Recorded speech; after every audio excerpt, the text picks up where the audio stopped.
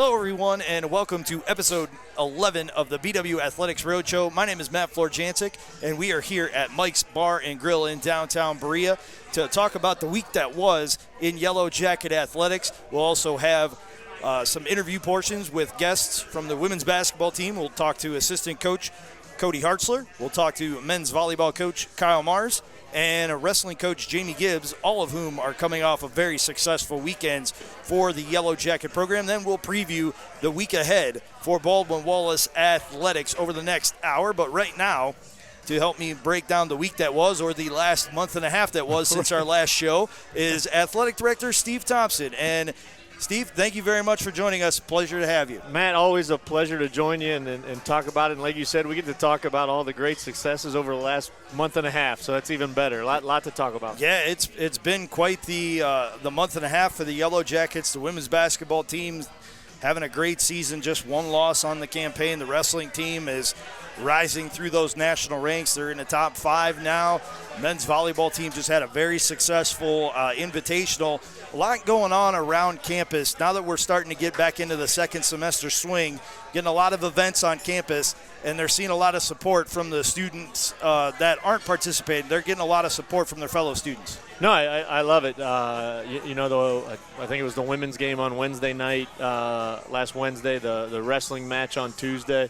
Some great student attendance, rowdy, loud, all that kind of stuff. And then I was with my daughter's basketball team on Saturday and Sunday, and so I had to watch men's volleyball a little differently. I got to listen to you. So I was texting Jeff a lot of critiques and, how much better you could do in different ways. But, you could hear the students, and I'm kidding about that. You did a great job. But you could hear the students getting engaged. And then I come back to work today, and I get to hear the report from Jeff and some others, Kyle, that you'll get to talk about how engaged some of our student athletes were and how loud it got at times and all that.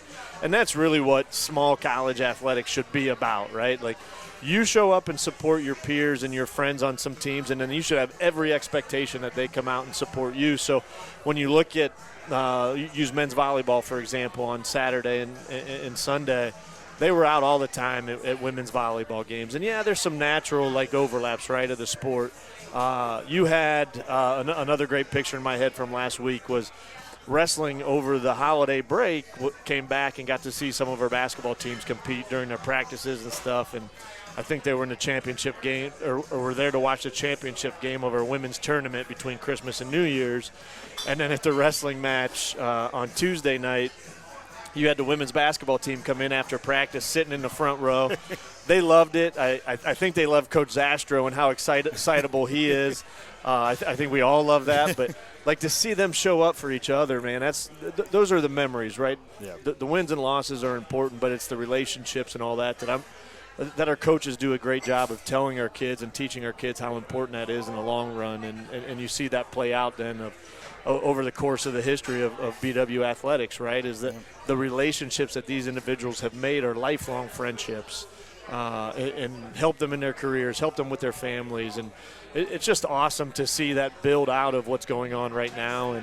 And not just the last month and a half, but the last month and a half getting a chance to see it full force. Yeah, it's nice to be removed somewhat from the restrictions that hampered the environments the last few years, and now we're back full go and everybody can come together and enjoy themselves and enjoy good quality athletic competition. Right, you can come to the games, you can get rowdy, you can eat some popcorn. The last month and a half too, right? There's no school, so it's the best time to be a college athlete. You don't have to worry about class or any of that stuff. And You're not talking from experience or anything, are you, Steve? Right. Nobody at Worcester is listening to that, but no, it's it's just one of those things that the relationships are built differently during that time because you're spending a lot, even though they spend a lot of time together all the time, but they're forged a lot stronger during that time, and to see that is just outstanding. So since we last talked, we had 2 major events on campus, and we're getting ready to host another one. We had the BW Women's Basketball Invitational that BW ended up victorious in, which is always nice to celebrate on your home court. And then last weekend we had the BW Men's Volleyball Invitational. I think it was 7 teams from around the Midwest and one from the East that came to BW to participate on the court. these are some events that we haven't had traditionally here, but under your leadership, that it's starting to become more important to have those home invitationals. Why is that such an emphasis now within the programs themselves? Yeah, that's a great question. I think, and before we jump in to really answer your question, I can't thank our support staff enough. Those things don't happen, right, without Jeff Miller with Athletic Communications, his staff, Mary, Haley, Joe, what John Snell brings in covering the events and getting then our interns within the sport management program. That's great experience for them. These things can't happen without them. But I do think it's really important as an institution for us to host those events. It brings folks to campus, visiting teams. It highlights the region, right? Some of these teams come into town, they check out Cleveland, and we can really celebrate the uniqueness of Baldwin-Wallace and where we're at and really where we should be as an anchor institution of Cleveland, Ohio. I just got done talking to some folks that I truly believe, right, that Baldwin-Wallace, with our proximity to the airport, our hotel resources, some of our local partners, right, the Browns right down the street, Cleveland Clinic, just spent a little bit of time visiting with the folks from Southwest today. All those things make an environment, a tournament, those things really unique to us. So we did the women's basketball tournament over Christmas break. Rochester Institute of Technology came back. They came back because they have a player from North Ridgeville. The North Ridgeville high school team comes to our campus. That's 20 girls, young ladies that may have never stepped onto Baldwin-Wallace's campus, that's getting a college game day environment. They're getting a sweet experience. They've heard about it from their coach, who's a BW alum, but now they're going to see it. And the energy that came with that was really great for us. Another coach was a former student of Coach Hare. He's now at, I think Manchester was one of the other women's teams. I'm not going to remember that far back, but he's now a coach there. He took one of Sherry's classes as a student at BW. And then the coach from Hamilton, which was the other one, is from the city of Cleveland. And so it's 3 ways to get those folks back to our campus while we can host and have great crowds. The volleyball tournament is, to some level, I would say, is a little bit of a different opportunity. Men's volleyball in Northeast Ohio is growing. It's still very much in its infancy. And we had Loras College, a top 20 team, on our campus. Anybody I talk to about men's volleyball, it is still a very different game than women's volleyball. It's softball and baseball. Yeah. Anybody that doesn't know the sport or hasn't watched it thinks it's the same. These guys hit it really hard. There's not, some of the excitement of women's volleyball is the rally that just keeps happening. Mm-hmm. You don't see too many of those in men's volleyball because it's a really, really hard serve and then a really hard spike. And if I was playing it, the only way I'd dig one is if it accidentally hit me in the face. That's the only way I'm stopping it. Well, the good news is for you, you're like 6'7", so you'd never be on defense as a libero. You'd be at the net trying to block, and I think you'd do a pretty good job of that. Right, that'd be about the only thing I could bring to the table. I think I could probably get the water bottles really well, or share towels or something on the sideline at this point in my career. So, since the last time we talked in depth, there's been some exciting news within the athletic department. We've announced three new sports, technically 4, 3 that will start next year with the stunt, competitive cheerleading, and then men's and women's bowling. I mean, you really do have a vision to grow this athletic department as much as you can. Yeah, there's more and more opportunities for young people to participate in a variety of sports. Right upon my arrival in June of 21, it goes so fast. President Helmer made the decision to add esports. Now that doesn't come up through athletics right now, but that they've seen some growth in that already. And so President Helmer's vision, for BW and BW's athletics, and I love it. Part of the reason I came is to grow our footprint. Stunt, through a lot of research, stunt, bowling, and then women's wrestling were the 3 we initially settled on. I won't say that's the end by any means, but stunts really exciting right now. We just hired the former now cheerleading coach at St. Edward's High School. That's new today, right? Like new information live. We're breaking news. We're breaking news, too. On the BW Athletics Roadshow. Yeah, Gretchen Toddy is her name, a Berea resident, but has been a longtime coach for St. Ed's. And if you've gone to a St. Ed's football or basketball game, you know what they've done there. And with stunt, it's competitive cheerleading where two teams perform on the same mat side by side, and they do the same cheers. It's got 4 quarters. You sub in and out. It's hard to explain, but next February, we'll have a stunt match or a stunt game. I don't even know what they call it. But we'll have stunt on our campus, and then we're still going through the process, but should have a bowling coach for both a men's and women's bowling team hired soon, and that's really exciting. I've learned about oil patterns, and I found out over the holiday break I got a chance to go bowling. My dreaded straight ball that I'm too big of a wimp to throw it straight, so it kind of rolls back the other way. That's called a house oil pattern, and that helps the ball go straight. So my 170 game was laughed about to the coaches we interviewed. So apparently that's not a future for me. But it's like you get into the weeds of it, that even through researching adding the sport, right? Like we looked at where we'd have to travel, what that budget might look like, those sorts of things. We don't get into the weeds like the coaches can talk. And so each interview, it's like, oh, I learned something new today. So that's been really exciting, both with stunt and bowling. And then we're going to start a search really soon here for the women's wrestling coach, and you're going to spend a little time with Coach Gibbs tonight. He'll become the director of men's and women's wrestling and kind of oversee both our programs. Still more hands-on with the men's program, but still have some oversight with the women's program as we search for that coach and move on. And we've been having meetings about a new wrestling facility, which is really exciting to help grow that sport as well. And President Helmer's made a commitment to that. It's a great time to be a Yellow Jacket. No matter what sport, we're bringing more opportunities for women. We're bringing more athletic opportunities for any kind of student athlete that's interested in BW. And you get here on the campus, again, you're in Berea, Ohio. You're 20 minutes from downtown. The airport's right there. And you're going to get a great education. What I would argue is probably the best. Maybe some would say Case Western, but I worked there, so I don't think that's as good. But a great education at Baldwin Wallace, too. So you can compete at a high level, and you're going to see that we beat Case in a lot of things. So, you got the athletic and academic success that maybe a Case Western can't do. You mentioned the wrestling team, and they had an outstanding week this week. They go up to the ONU Sports Center in Ada. It's always a long trip, and it's always a tough battle up there. They pull out 3 dominant victories. I mean, not just wins.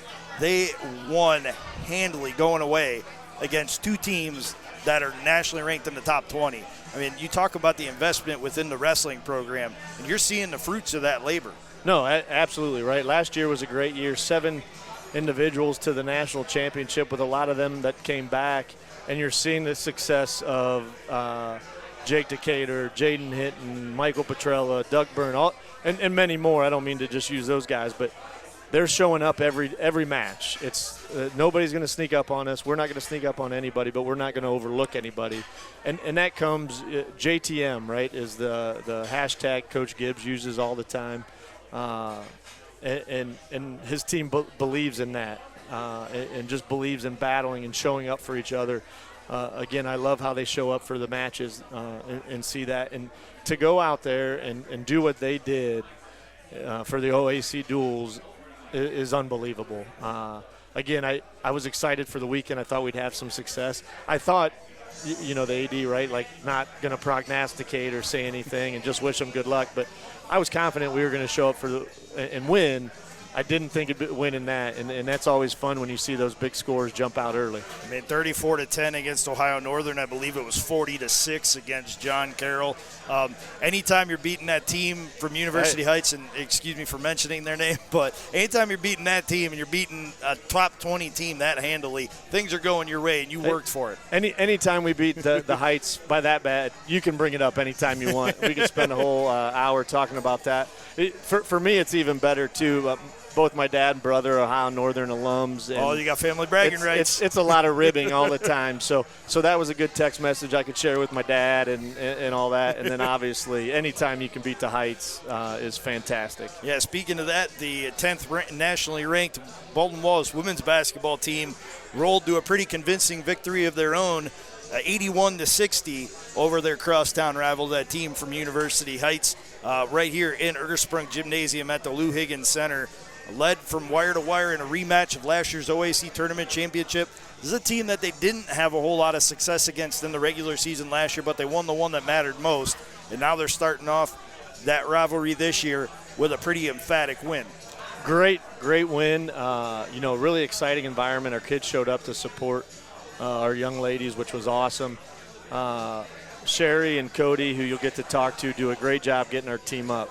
It's interesting, the second year we struggled against John Carroll in the regular season, and obviously last year won in the tournament. But we're a totally different team, just like they're a totally different team, they are right? Too.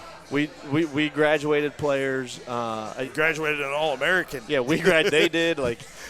So naturally, that's the great thing about college sports is there's always going to be some change. What Sherry does and Cody to constantly recruit really good players.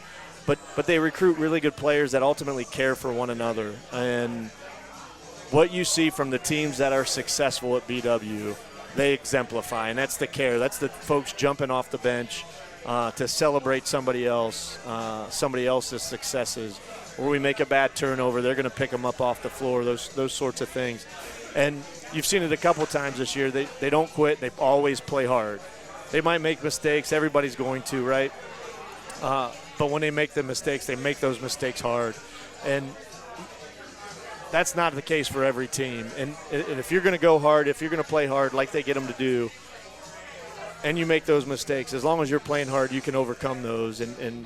We did some boneheaded things early, but we still continued to extend the lead to the point where in the fourth quarter it was never in doubt, and we got to enjoy it. And the kids in the student section really enjoyed it, right? Because you get to maybe jaw a little bit more than you normally would and all that kind of stuff that I can't hear when I'm in the gym, so I don't worry about it. Yeah, they took that momentum and they traveled down I-71 and took care of business at Wilmington College. It was a much closer game, good back-and-forth battle into the fourth quarter.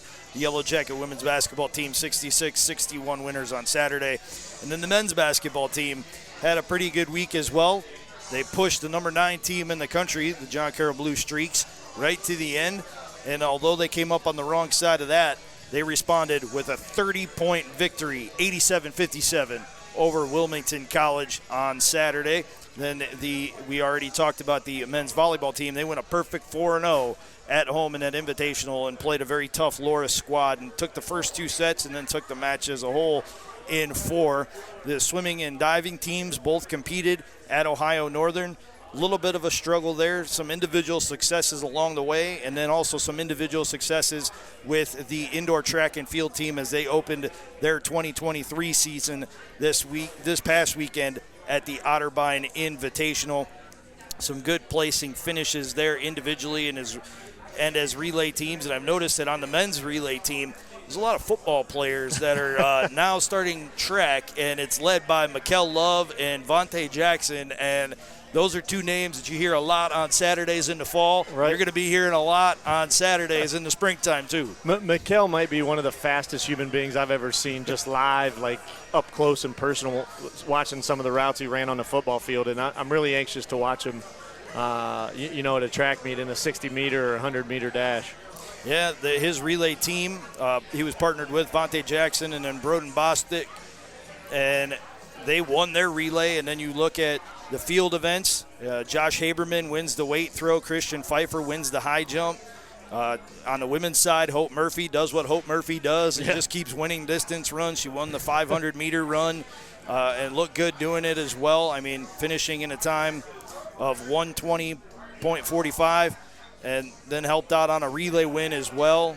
And then you had a couple of placers in the field event. So strong start for the Yellow Jacket women's indoor team as well. Yeah, it's funny that you say Hope does what Hope does, right? Like we're she now makes it look easy. It makes her look really easy. I would want no part of running the distance she does, but the women's track team will be fun to watch as well. And a lot of sports are fun to watch. I want to go back and talk to men's basketball because the other kind of unique thing that's overlooked, and I appreciate Coach Schmitz from telling me, Wilmington, their 5 starters did not score a field goal in the entire first half of that game on Saturday. Wow, that's a statistic for you. I do not know a basketball game that I've ever been a part of, all the way down to like Biddy basketball on Saturdays in Rittman, Ohio, that a starter did not at least score a bucket. So our kids play hard. Our guys play hard. That John Carroll, we're going to be one of those teams is, we got to take care of business so we get in the tournament. And then who the heck knows at that point in time, because we've run both John Carroll and Mount Union, top 10 teams in the country, late overtime, and then with Mount, and then John Carroll was a barn burner way up till the end. So, and then to see what we did defensively at Wilmington is just awesome. Yeah, absolutely it was. Steve, thank you very much for the time. I greatly appreciate it. Good Matt, to catch up with you, and I'll just look forward to talking with you down the road. Always appreciate it. Let's not make this a month and a half. That sounds like a plan to me. But next time, if it is over the holidays, I expect a Christmas gift. Okay. Okay, fair enough. I should have seen that one coming. I walked into that one.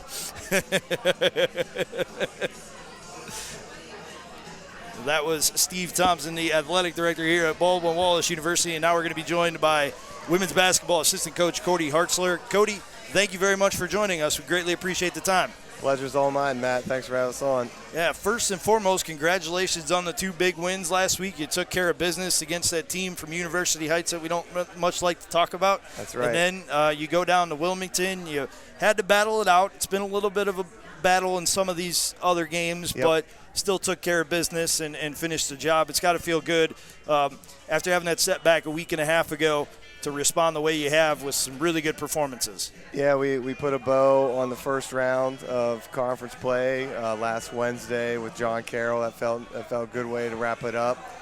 And then we head on the road to Wilmington this past Saturday, and our league is brutal, man. It is. You know full well the OAC, and to come out any road win, you're going to have to fight, claw, scratch to get a dub, and that's what our women did.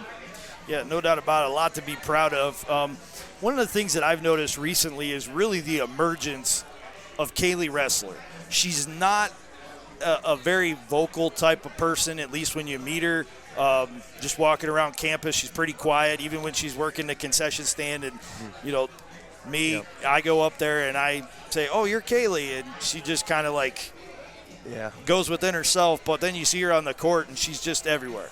She's taking charges. She's rebounding. Now she's adding the scoring element. She's getting double-doubles. She had one on a Saturday. I believe she was the leading scorer in the game as well. She has really come a long way in a very short time. Yeah, and, Kaylee, all she's ever done is won. She was a part of a really good high school basketball program at Napoleon.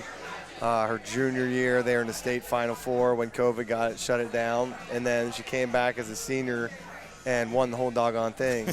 So all she's done is win. She'll do whatever it takes. Like you mentioned, the charges, the assists, the rebounds, defending. She takes as much pride in that because she just knows that's what it takes to win. And when she has to score, she can. We poke and prod her to kind of get more aggressive on that end. But on a team with as many creators as we have, sometimes she does need to fall in the crack. She'll do whatever it takes to win. And I think the thing I've noticed about her, in addition to just doing the dirty work, the rebounds and the charges, the things that may get overlooked by everybody who's not breaking down film, she's one heck of a free throw shooter as well. I mean, she's above 75% with her free throws, and she helped close out that win against Wilmington at the free throw line. Yeah, don't want to jinx her, but I would. Yeah, sorry, but I don't know. I shouldn't have put the broadcast jinx on her. It's all good. I'll tell you what. I'll run the laps for her if she misses one on Wednesday. There you go. I was gonna say, I think in down the stretch, her free throw percentage probably improves. She's just not. She trusts her preparation. She wants to win. So when she's at the line and when meaningful reps, it doesn't phase her. Another young lady who's really come a long way is Bella Valent. I mean, she didn't get a ton of minutes last year. She was a rotational player. She would get in there to spell Lily Edwards, and she had some big shoes to fill because of what Lily was able to accomplish in her 4 years here. But Bella has steadily come along as a really integral part of this team. Yep. She had a great first game against Shrine, ended up National Team of the Week by D3Hoops.com, but she's been consistent in the effort she gives you. She may not put up 20 every night, but you know you're going to get everything she's got when she steps on the floor. Yeah, in a lot of ways, she sets the tone for us from an aggressive standpoint. That's how she's wired. You know, her dad was a middle linebacker at Toledo, so she gets it on us, and her mom was a good athlete too. But that's just kind of the nature of the program that Coach has established here, in that, you know, we recruit really talented players, and maybe they don't come in as freshmen right away and have a glamorous role, but behind the scenes they're learning from the classes ahead of them. And, you know, it's just a cool culture to be a part of, that like our seniors, our leaders aren't afraid to share the tricks of the trade. And, you know, behind the scenes, these younger players just get to learn and soak up all this just corporate knowledge, for lack of a better word, that the upperclassmen provide. And then when they get their chance to step into a larger role, they're ready for it, because they've been putting in the work in behind the scenes, and that's exactly what Bella did last year as a freshman. And now you're seeing what kind of player she is. It goes to the culture in the family aspect that Coach Hare puts so much emphasis on. I mean, when you're in her program, you're not just a player or an assistant coach. I mean, you are part of her family, and Yep. she wants to see you succeed Yeah. in your roles, and then eventually move on from those initial roles and take on more and more responsibility. Yep. The further you get in your career. Yep. I mean, that's a really special thing that she has created over the years. I mean, she's had countless assistants, and no matter what, she's always still found a way to build that success.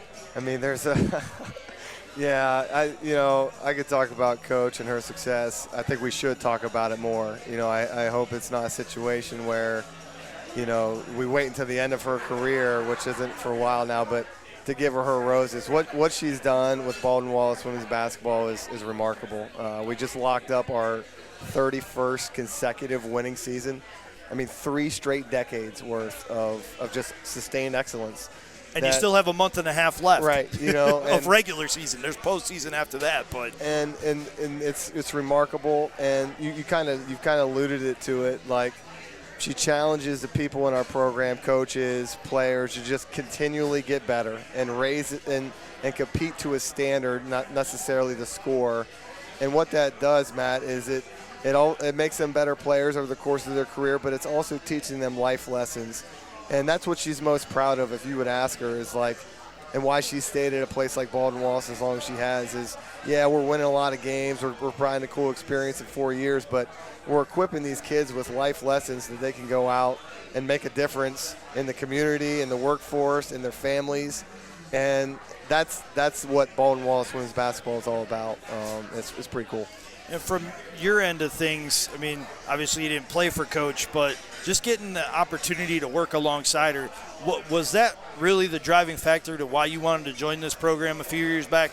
Yeah, a few years is maybe underselling it at this point. I think this is year 8 already, which is kind of crazy to think about and say out loud. But, yeah, you know, the first 6 years of my career, I worked for some unbelievable coaches, don't get me wrong. Coach Yetter, Coach Strickland, Coach Neal, Coach Gutierrez were all masters in their own mind, but I'd never worked for a program that had the sustained success and had legit national championship aspirations. And, you know, that was the main driving force. And I knew the reputation of Baldwin Wallace as an institution. I believed in the mission of the university itself, and I wanted to be a part of that. And I wanted to compete against the best. The Ohio Athletic Conference across the board is one of the best Division III conferences in the country. And I'm a competitive person, man. I wanted to be a part of that. It's a grind. You know, I maybe bit off more than I could chew, because now, you know, you get off a tough road win at Wilmington. Now you got to go back on the road to Tiffin. It's a lot to handle, but I wouldn't want it any other way. It's an opportunity to grow and learn and compete against some of the best Division III programs in the country.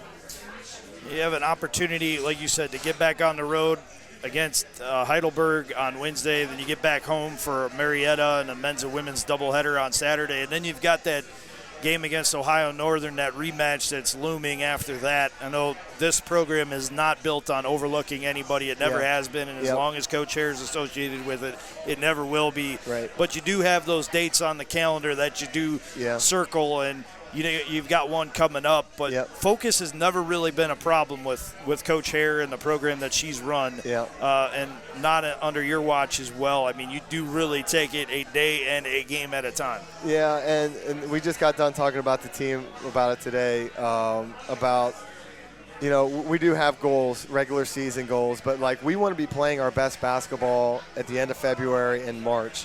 And in order to do that, we have to get better every time we step foot on the floor. And if we take that approach, the scoreboard will take care of itself. And what we can't do is fall victim to playing just to win the game. It's about getting better every time we get out on the floor. And again, if we do that, we've got enough talent. The coaches led teams that way before.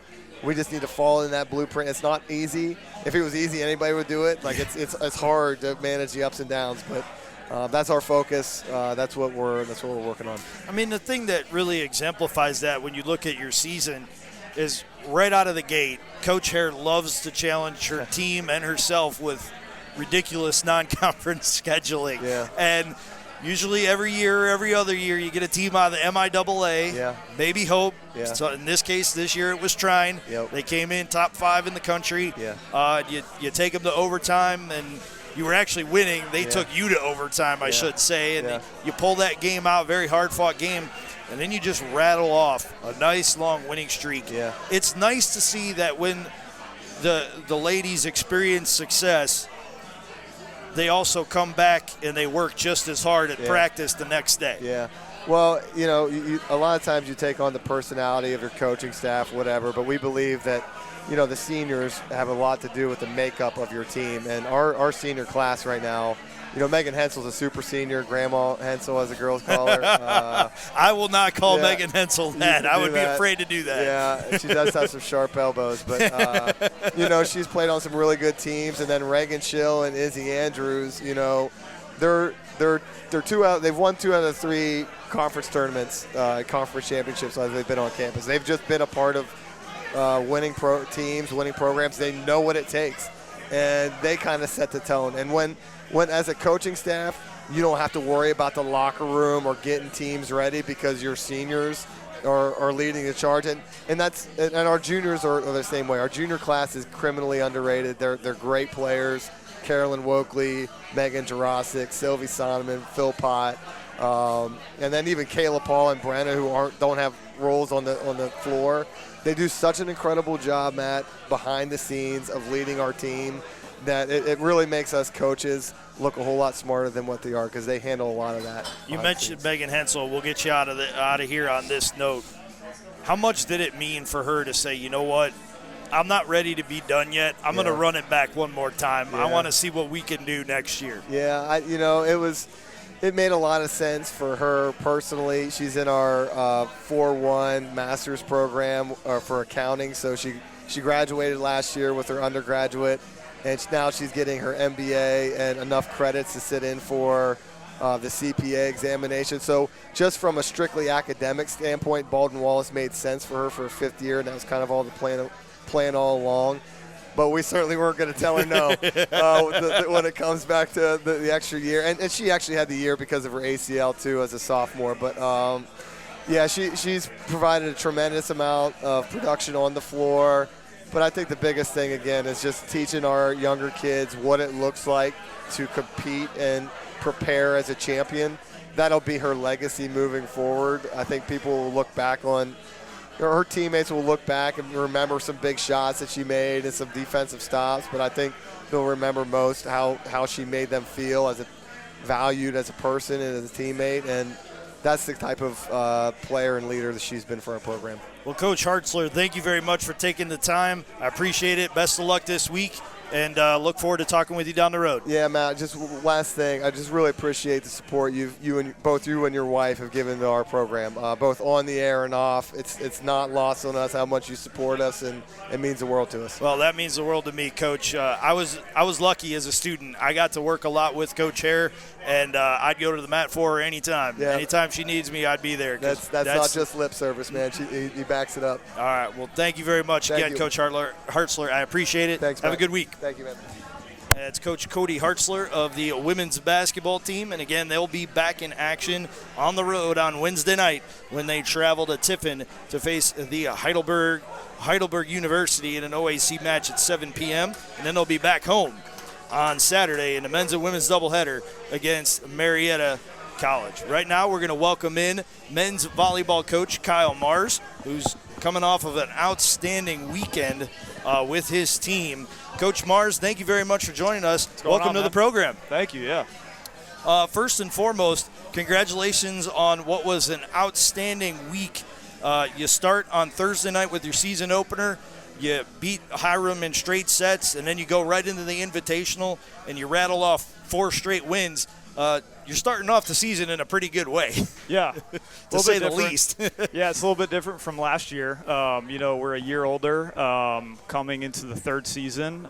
We have some more confidence now. We have some game experience. Last season, I think we played like 9 or 10 teams that were ranked in the top 10.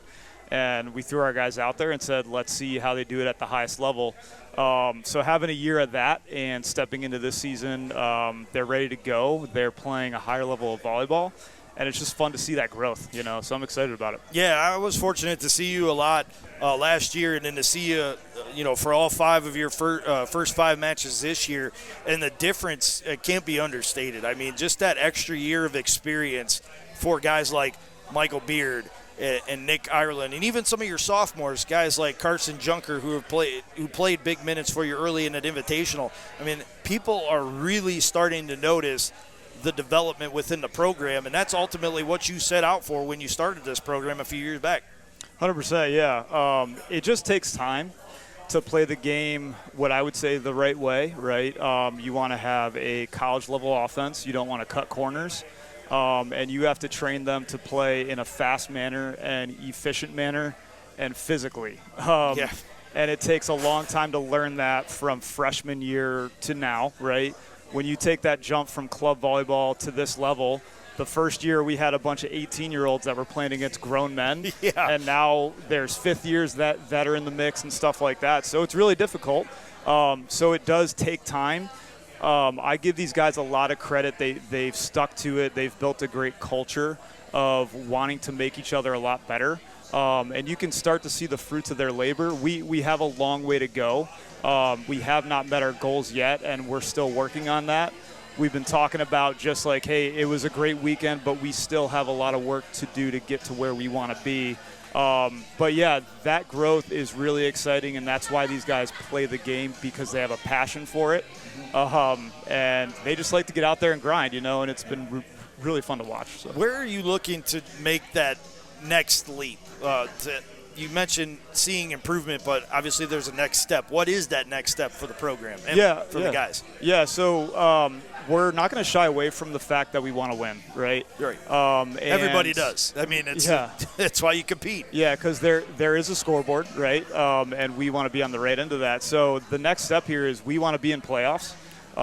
We want to be what we termed a nationally type of relevant team, right? So we want to be mentioned in that top 20, and we want to be playing volleyball in that postseason, right? And we haven't done that yet.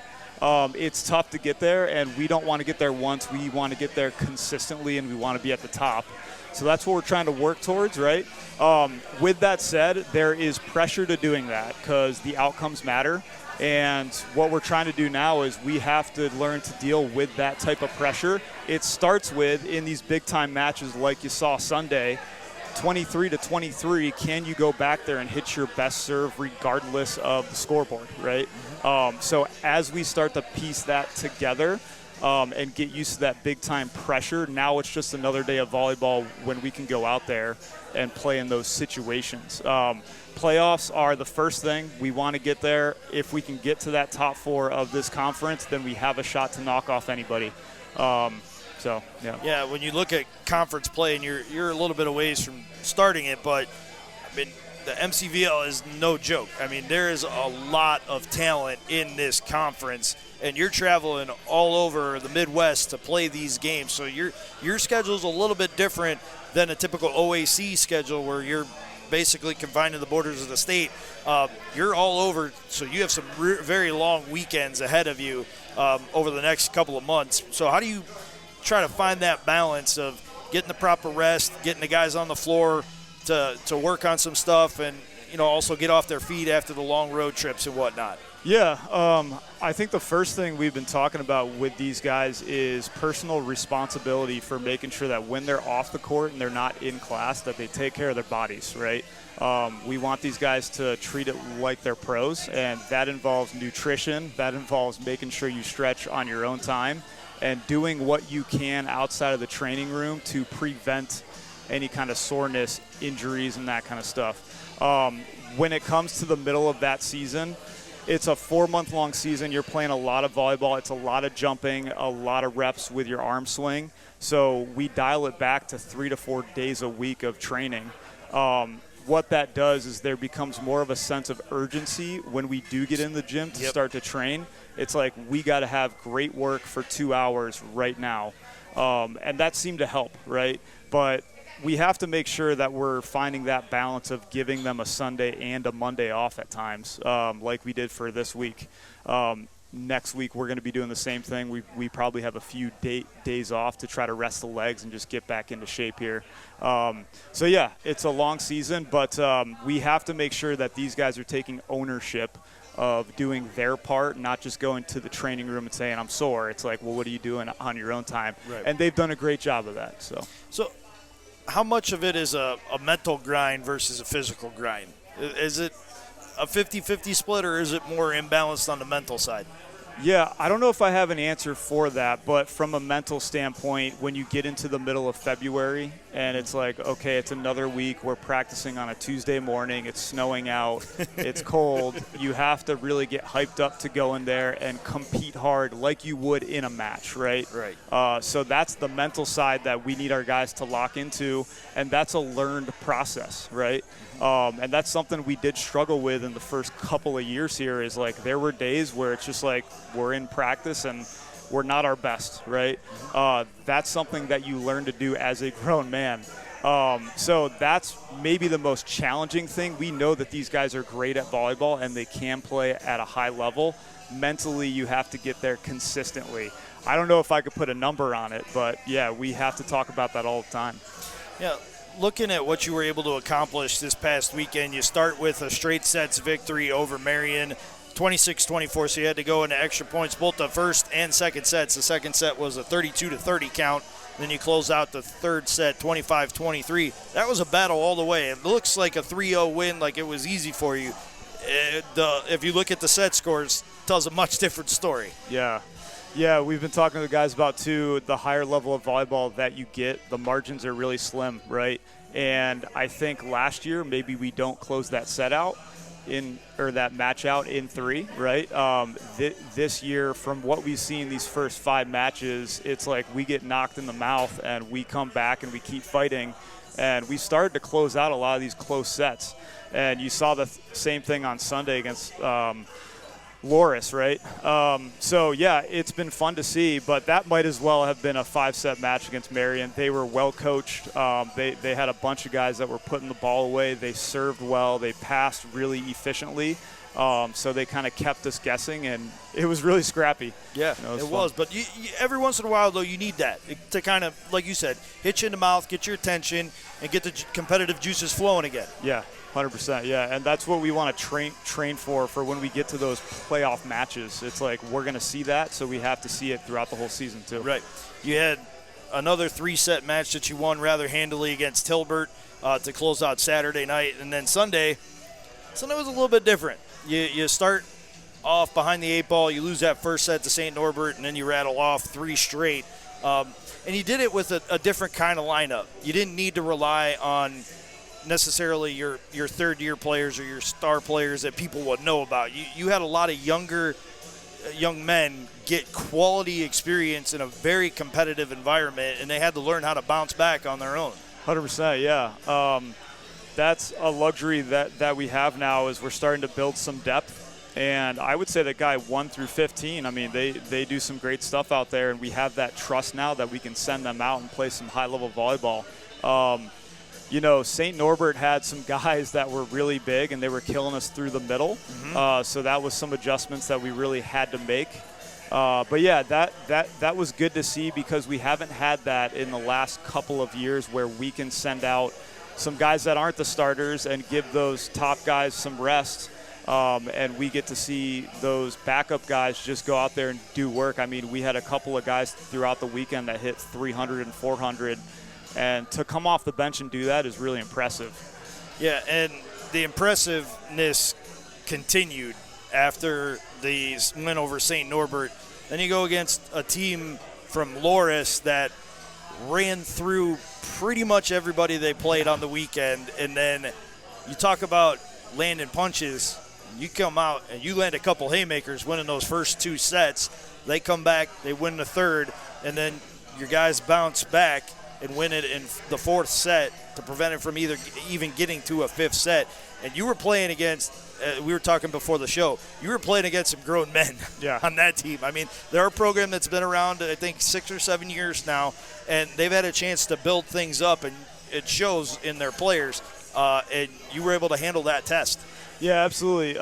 We came out swinging, and we talked about when we did a scouting report on that team, the only way that you're going to beat a team that's number 16 or 17 in the whole nation is you have to play loose and you have to go for it. You have to take risks, and that's what we did from the service line.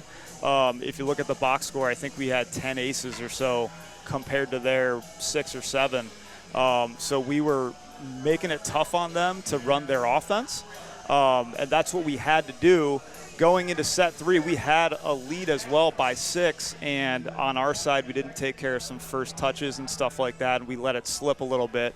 When we switched for that set 4, myself and Declan just kind of let the guys know that when you're playing at this top 20 level, right, teams aren't going to fold. They're going to throw some punches back, and we have to expect that and weather that storm and keep going, right? That's the difference from last year to this year is these guys have been through it. They're used to those kind of knockout punches, and they come back from it, and here we are, you know. But, yeah, hats off to that team. I mean, they had some big guys. There was at least, 2 or 3 guys that were touching 11-6 and hitting over top of our block and serving at 60. It was a fun match, and that's the kind of volleyball that we want to play, and that's why I came here to BW is to bring that to this school, man. It's a fun sport to watch. So. Yeah, it sure is, and when it's played at the level that it was on Saturday and Sunday, it's even more fun to watch. And you don't get too much rest before you get back at it. You're on the road for another invitational this weekend in, I believe it's Dallas, Pennsylvania? Misericordia, yeah.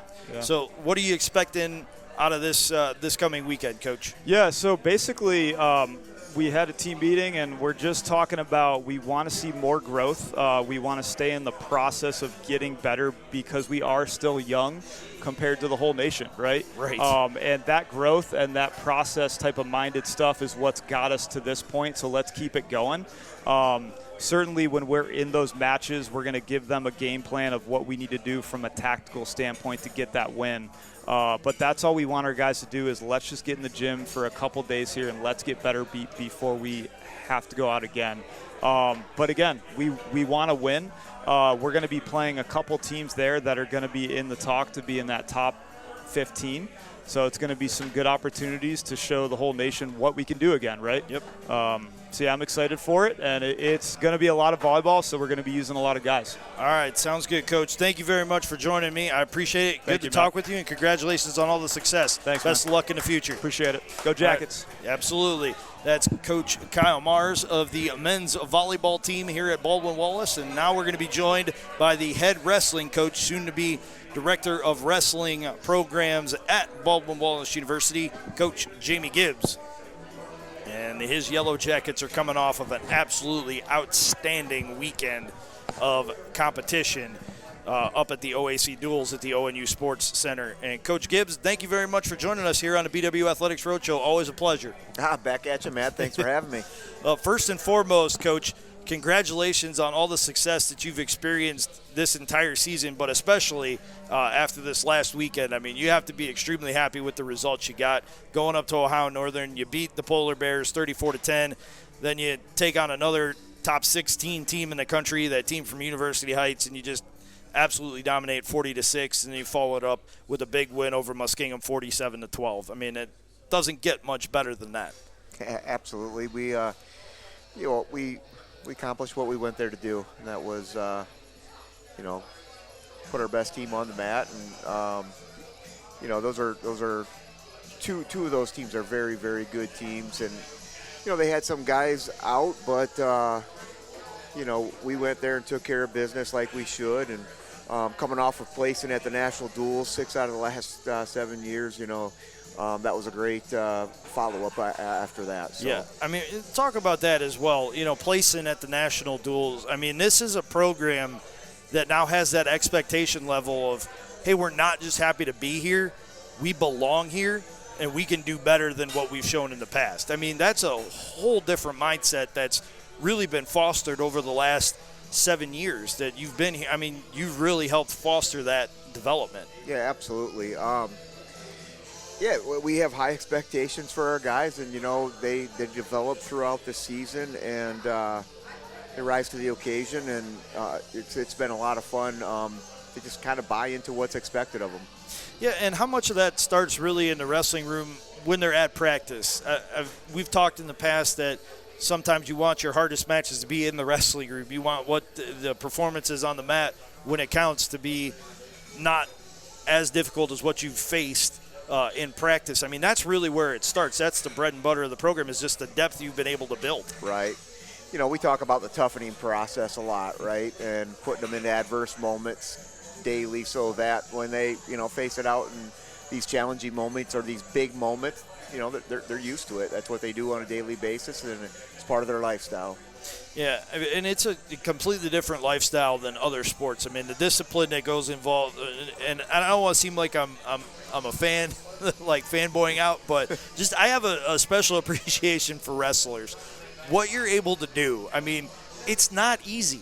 You see your friends, they go out after a game and they, have food that's not good for you or what have you, but wrestlers are always watching what they eat. They're except when Michael makes the run up to Spud Nut Donuts, but we won't talk about that. But they're always having to have that discipline of getting up early, burning off those extra calories so they can make weight. I mean, that is not an easy thing. Forget about the whole competition aspect of it. There's just a ridiculous physical fitness aspect that they have to hold themselves accountable for. Absolutely. What they put in is what they get out. You put crap in, you get crap out. You don't put anything in, you don't get anything out. And so, they have to be disciplined. You hit the nail right on the head. Yeah. Looking at what you've been able to accomplish this year, you have several young men that are nationally ranked individually, and then obviously the team is top 5. But when you look at what Jacob Decatur, Jaden Hinton, and Michael Petrella have been able to do individually, and then not take nothing away from what Doug Byrne has been able to do as well, because he's just been phenomenal. I mean, those are 4 guys that really help set a tempo for the rest of the team. Like, hey, this is how we compete on and off the mat. This is how you need to compete for us to be successful as a team, because it's nice to get that national championship individually, but this team has what it takes to compete for the national title as a team. Right. Those are some great leaders. And you got Tommy West in there, too, at 157, who's really coming onto his own. And, beating some nationally ranked guys. He's going to pop in here to the top 10 here real quick. Yeah, I think he was 12th going into the weekend. Yeah, and he just had a big win over the weekend, and he's had a couple of wins over top 8 guys in the country, and he's making a name for himself. And he's coming from a high school program that's right. known for its wrestling down in Lakewood at St. Edward High School. That's right. You got Michael and Jake being returning national finalists, and Jake just joining us here at the semester, so he's just getting going. Jaden's made a big jump since last season, and then like you said, Doug, he's been a returning All-American, and he was ranked 3rd in the country last year when he had that herniated disc that kept him out of postseason. So you're talking about some good guys that got the other 5 are feeding off of, and I think we're going to have some other guys catch fire here soon. How important is rest versus rust? I mean, you don't want them to get rusty, but you also want them to be healthy enough so they can make that stretch run in the postseason and really show what they're capable of. I think recovery is everything. If you have great training without adequate recovery, you don't make those gains. And so we spend a lot of time and a lot of energy not only talking about but executing recovery with their nutrition and their sleep hygiene and their social hygiene and some of that discipline that we talked about early, Matt. Yeah, looking at what you've been able to accomplish over the last month or so, I mean, you mentioned the national duels. When you look at what you were able to do, you tie the number 9 team in the country, Wisconsin Whitewater. After a hard-fought loss to the number 1 team in the country, you respond by beating number 23, number 7, and number 10 in the country. I mean, those are some impressive totals that you were able to put up. Yeah. I mean, does that build momentum for what you're getting into with the stretch run of the OACs? Yeah, no question. I mean, obviously the year, going there was to try to win the national dual meet championships. But honestly, we have a different makeup of a dual meet team this year compared to the last couple of years, and so I couldn't be more proud of our kids the way they competed. Just guys accepting their role. Because we shook up the lineup a lot at the national duels, and we have continued to because. We got 5 weight classes that are kind of really unsettled. And so we're trying to figure some of that out. And when guys are getting their name called, Coach Zasper does a phenomenal job of putting together game plans and the rest of the staff. And, he breaks things down and gives us our best chance to put the right matchups out there to go out there and win these dual meets. And when guys' numbers gets called or the weight class gets called or the name gets called, they're going out there and they're executing. And that's special. They're not getting caught up in playing time and things like that. They all want it, but they're controlling what they can control. And it's a great problem to have as a coach, isn't it? And that's a great recipe for success. You know what I mean? They're not. Sometimes they want to be out there and they don't get the call, and they're respecting that decision and just.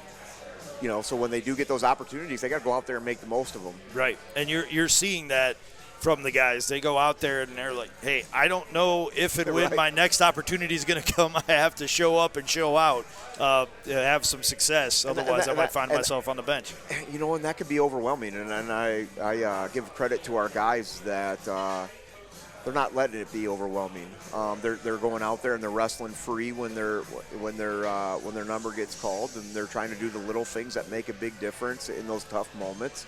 Not to say that they don't have their hiccups here and there, right? Like every team does, and then they regroup and they're always evaluating and trying to get better and grow. Yeah. So you're off this weekend, and then you get the 36th John Suma Invitational on February 4th. How nice is it going to be to compete in an Invitational and to be able to stay at home and to take part in that tournament that has so much history here for Baldwin Wallace University?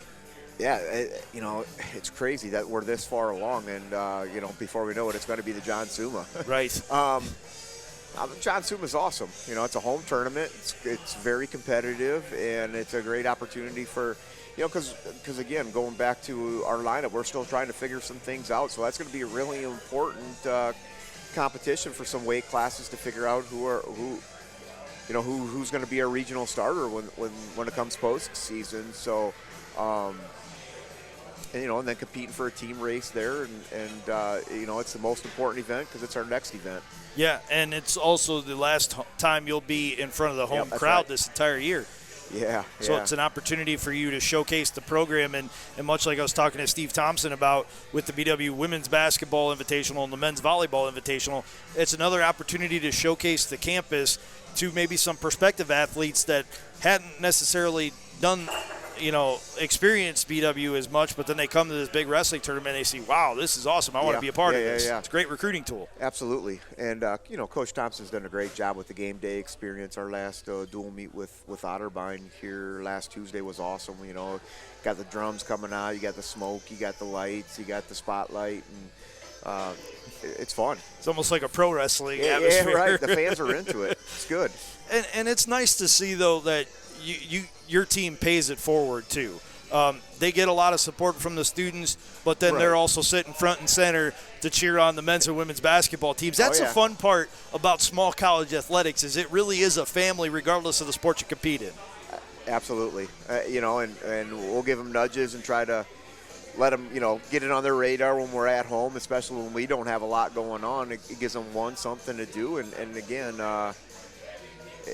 like you said, if they pay it forward, they're going to get it in return. And everybody likes to compete when there's more people there. And makes it exciting. It does. And it's something to do on a small campus, and it's fun. And Yep. Well, Coach Gibbs, thank you very much for the time. I greatly appreciate it. We'll get you out. I have one more question for you, so I'll get out on this. I started to do my close and I wasn't quite ready yet. In addition to your responsibilities with the men's wrestling team, how much excitement is there in the wrestling room now that you had the announcement earlier this year that there's going to be a women's wrestling program here at Baldwin-Wallace in the near future? We're super excited to see that all come to fruition. I think we're still ironing out some details with administration as to, what that setup's going to look like. We just announced that we're going to have this. In fact, we just met today about a new facility, and so we're going to have a brand new facility and a brand new women's program to continue to grow wrestling. Not only we want to continue to have wrestling bring value to the Baldwin-Wallace community, campus community. And then grow wrestling in Northeast Ohio. So at the addition of a new facility and a women's program is gonna help do that, help us accomplish our mission. Yeah, women's wrestling is something that's really picking up steam.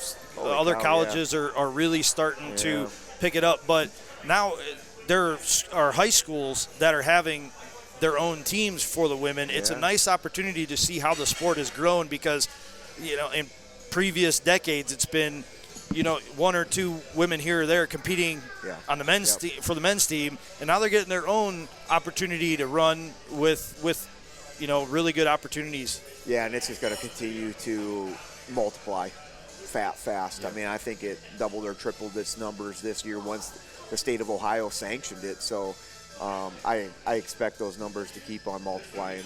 Yeah, well, we look forward to seeing what the future holds, both for your team and also for the upcoming women's team here at Baldwin-Wallace. We know that as long as you're going to be associated with the program in some way, shape, form, or fashion, you're going to find a way to make it competitive and successful. So thank you very much for the time, Coach. We appreciate it. Best of luck the rest of the way. Looking forward to seeing what your team can get done over the final couple of months here. Absolutely. Thanks for having me, Matt, and good luck to all my fellow Yellow Jacket coaches the remainder of this winter season and as we get into the spring season here. Yeah, it's hard to believe we're maybe 5 weeks away from getting into the spring season. Yeah, baseball and lacrosse and the outdoor track season, indoor tracks going on right now. So it's an exciting time. Absolutely, it always is. Coach, thank you again for the time. I greatly appreciate it. Best of luck the rest of the way. Appreciate it. Thank you. That's wrestling coach Jamie Gibbs here at Baldwin-Wallace, and that'll do it for the interview portion. Now we'll take a look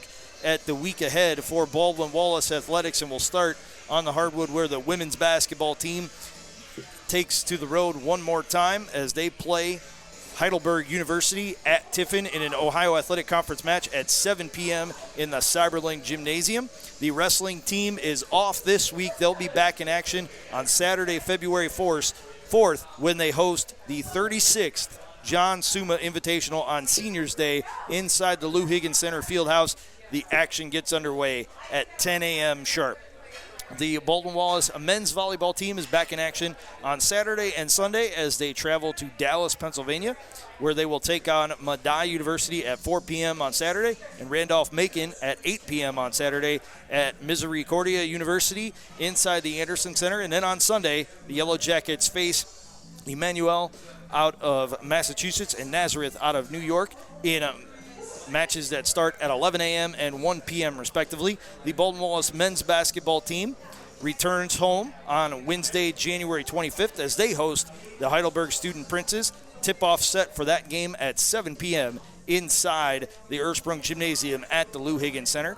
The Yellow Jackets swimming and diving teams return to action on Friday, January 27th when they close out the home portion of their schedule against the crosstown rival John Carroll University Blue Streaks with the first event scheduled for 6 p.m. And then the indoor track and field teams will partake in their home opening meet on Saturday, January 28th for the Dr. Bill Cheraski Team Challenge starting at 10 a.m. inside the Lou Higgins Center Fieldhouse. And then on Saturday as well, the Baldwin-Wallace men's and women's basketball teams will host a doubleheader against the Marietta Pioneers. The men tip off at 2 and the women follow at 4 p.m. That'll do it for episode 11 of the BW Athletics Roadshow. And before we get on out of here, I want to send out some thank yous. First and foremost to my guests, women's basketball assistant coach Cody Hartzler, men's volleyball coach Kyle Mars, and wrestling coach Jamie Gibbs. Thank you also to the athletic communications department here at BW for all of their work in making this show possible. Thank you to our gracious hosts here at Mike's Bar and Grill. And finally, thank you to all of you Yellow Jacket fans, both here at Mike's Bar and Grill and those watching around the world. We greatly appreciate all the support you give BW Athletics and the student athletes. Until next time, I'm Matt Florjancic saying have a great night and go Jackets.